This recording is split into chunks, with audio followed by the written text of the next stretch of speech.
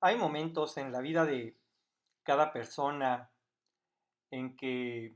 el tiempo nos impone una pausa, en que el tiempo nos obliga a hacer una suerte de corte de caja, eh, que nos invita a detenernos y reflexionar sobre las decisiones que hemos tomado a lo largo del camino recorrido. Esas decisiones regularmente obedecen al orden de lo moral, al orden de lo ético. Hay momentos donde el tiempo nos obliga a darnos cuenta de que no somos personas aisladas, que vivimos en sociedad, que nos debemos a esa sociedad en aras de eh, de una mejor convivencia, que, que para defender la libertad no es necesario que sea la libertad propia la que está en juego. Y creo que ahora vivimos justamente uno de esos momentos donde las libertades humanas se están poniendo a prueba, donde están queriendo aniquilarse, donde están queriendo suprimirse, y no solo las libertades, sino, y creo que esto puede ser más grave si es que hay algo más grave que perder la libertad, y es que se quiere aniquilar la dignidad de las personas, es que se quiere borrar la dignidad de las personas, se quiere suprimir a las personas, se quieren reducir a números. Esto ha pasado decenas de veces y por más que nos repitamos la trillada frase de Nietzsche, parece ser que nos empeñamos en cometer nuevamente los errores del pasado y por eso creo que hay libros que son sumamente valiosos porque nos recuerdan qué es lo que está en juego, nos recuerdan qué es lo que podemos perder, que no siempre es estrictamente lo material, que es importante, por supuesto, ¿no? Pero que hay cosas que van más allá de lo material y que quizá nos significan más, nos entregan más y quizá dicen más de nosotros mismos que esa materia que se pierde. Creo que por eso es momento de que recordemos el mundo de ayer de Stefan Zweig, este testimonio y este testamento de este maravilloso escritor austriaco. Pero antes de comenzar, ya saben, ¿qué tal? ¿Cómo están? Mi nombre es Jonathan Frías, bienvenidos, es un placer tenerlos nuevamente en este espacio en el que no hacemos otra cosa que no sea hablar de libros. Y sí, como ya lo vieron en el título, como ya lo escucharon en la introducción, hoy toca hablar del mundo de ayer, de Stefan Zweig, este maravilloso escritor que celebro que de unos tiempos para acá haya salido del purgatorio del olvido y se le está reconociendo y se le está leyendo con entusiasmo y con admiración y con un profundo respeto. Stefan Zweig es autor de obras inolvidables, de obras de ficción inolvidables, como 24 horas en la vida de una mujer, un libro del cual ya hemos hablado en este espacio, pero también Medley de los libros, pero también la novela de ajedrez, es decir, es un hombre de una escritura exquisita, de un mundo refinado, que además fue autor de grandes biografías y de libros históricos profundísimos. Su biografía sobre María Antonieta es de una belleza y de una delicadeza eh, rara vez alcanzada. Su libro de instantáneas históricas, el de momentos estelares de la humanidad, es capaz de conmover al espíritu más frío. Y viene acaso volver a leer a Stefan Zweig en este momento donde justamente, lo decía al inicio, donde se están poniendo a pruebas otra vez nuestros valores y nuestro valor humano en distintas geografías de nuestro planeta y en nuestra humanidad, que nos hace pensar en, en que muchas veces hemos crecido en un profundo engaño, no quiero decir que una mentira, pero sí en un profundo equívoco, ¿no? Y es que siempre nos han dicho que es difícil, que es muy difícil leer los signos del presente porque el presente es tan abrumador que nos lo impide, que solo podemos hacer juicios del presente cuando ya se convirtió en pasado, cuando ya se convirtió en historia. Y sin embargo, yo creo que eso es falso. Si tomamos como referencia ese periodo tan oscuro de la humanidad que fue la Segunda Guerra Mundial, el nazismo alemán y los profundos atropellos y los genocidios que se cometieron entonces, y cuando pasado todos los momentos vinieron a decirnos que no era posible saber el tamaño de la tragedia en ese momento, que vivieron engañados, que las verdaderas atrocidades se mantuvieron ocultas. Uno siempre puede decir que eso es falso, porque hoy también sabemos que personajes como Walter Benjamin, que personajes como Isaiah Berlin, que personajes como Thomas Mann, que personajes como Hannah Arendt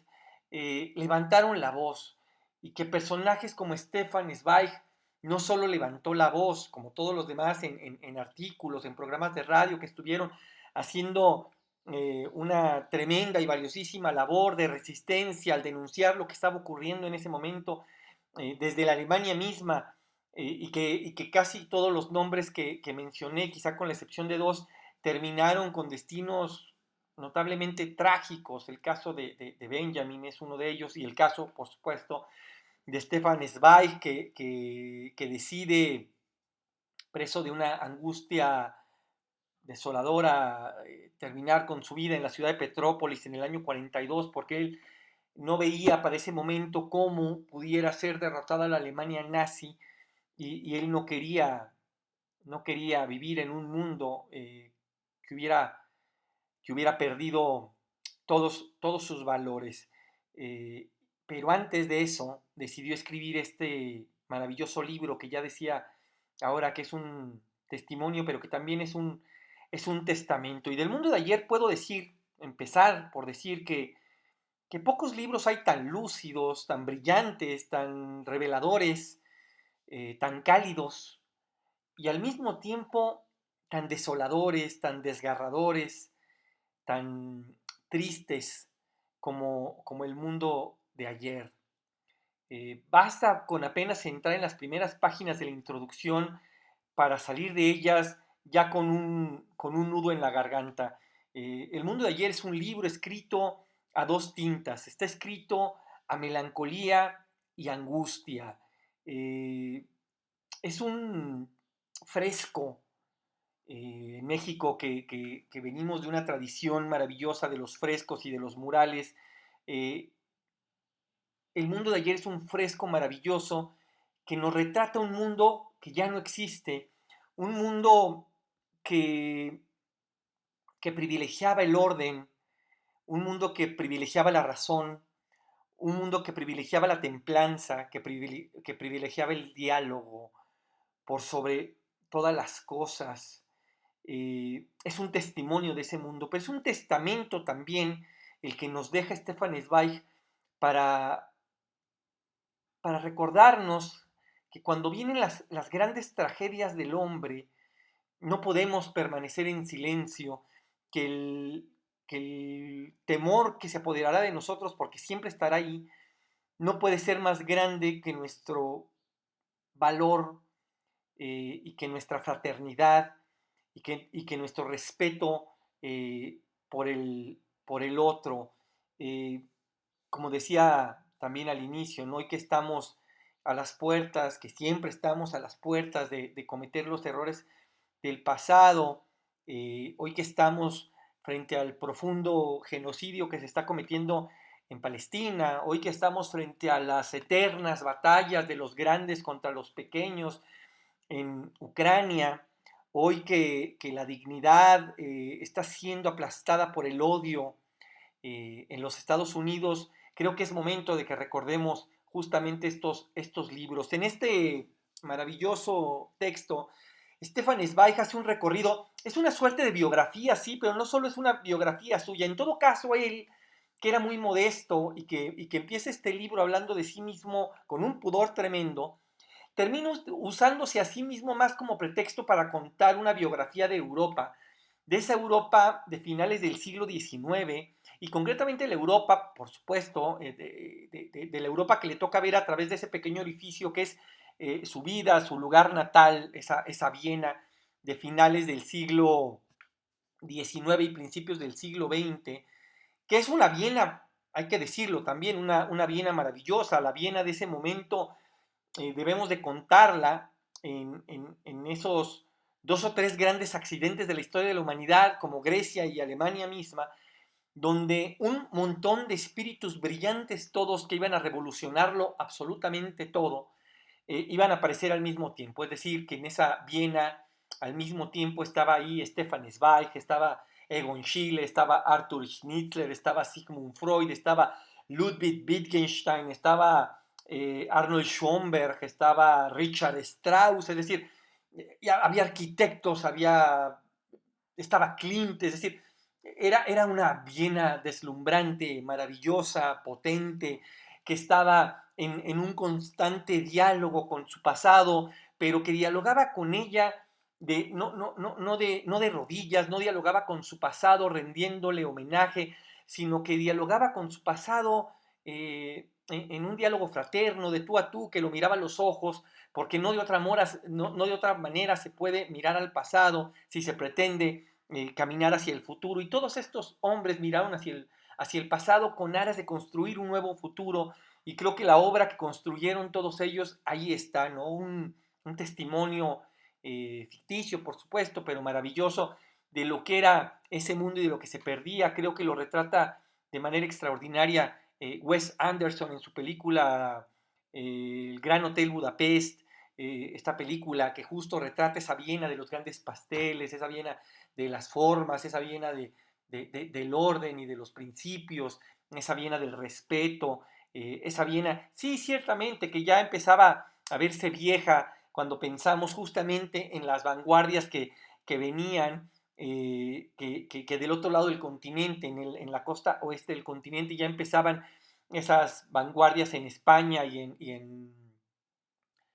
en Francia ya en el siglo XX, donde iban a aparecer eso, los grandes poetas simbolistas, donde iban a aparecer los grandes pintores españoles. Es decir, esta Viena es un poco un antecedente directo de eso, una Viena que privilegiaba las ideas, ahí está, insisto, Sigmund Freud y Ludwig Wittgenstein. Es ese mundo el que Stefan Zweig va a lamentar que perdemos, porque no solo se perdieron las ciudades, no solo se perdieron las piedras, se perdieron las vidas. Y cuando se perdieran las vidas humanas, estábamos perdiendo ideas, estábamos perdiendo sueños, estábamos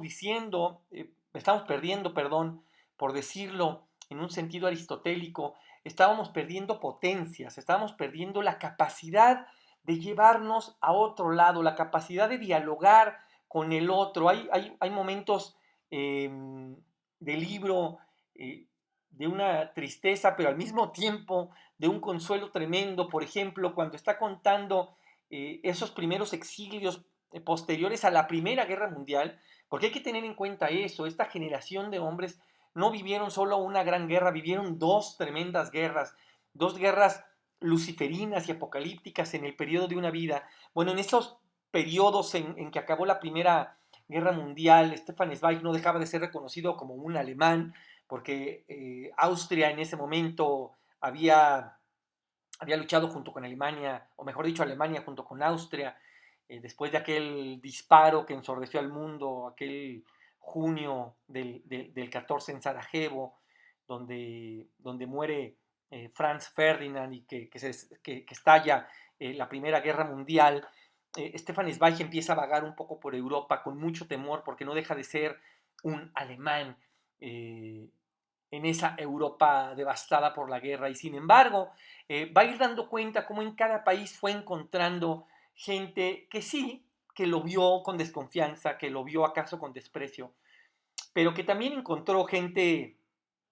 que le tendió la mano, gente que fue fraterna, gente que se sentó con él a compartir un café y a compartir las ideas, gente que se sentó a escucharlo y que lo vio como una persona y no como un ciudadano alemán, no como un extranjero, no como un enemigo. Y creo que esa es la gran enseñanza que nos trae este maravilloso libro y su pertenencia actual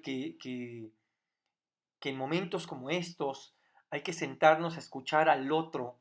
hay que sentarnos a reconocer al otro, hay que sentarnos a tratar, a esforzarnos por tratar de entender al otro y creo que la mejor forma de hacer eso es a través de la literatura. Carlos Fuentes decía que él leía para entenderse y para reconocerse en el otro. Decía que si un día uno viajaba a Rusia, Rusia nos iba a ser un poco menos ajena, menos extraña y que iba a ser un poco más propia porque hemos leído a Dostoyevsky, porque hemos leído a Chekhov. Y es así, la literatura nos permite acercarnos, nos permite difuminar las fronteras y entender que somos personas y que el diálogo tiene que prevalecer por encima de las diferencias y que el reconocimiento del otro tiene que prevalecer por encima de los odios. Y por eso creo que el mundo de ayer de Stefan Zweig es un testimonio y es un testamento hoy más vigente y más valioso que nunca y que creo que es una gran puerta de entrada para sentarnos a dialogar, para sentarnos a tratar de entender qué es lo que verdaderamente perdemos cuando perdemos en las guerras, porque en las guerras perdemos absolutamente todos y por abonar a que ese diálogo sea más plural y más abierto en estos momentos, insisto, de profundos dolores en todas las latitudes del mundo. Creo que también, además de leer Stefan Zweig, podríamos leer a Edward Said, podríamos leer a Mahmoud Darwish, o podríamos leer a Ramzi Borud, estos tres escritores maravillosos palestinos. Podríamos leer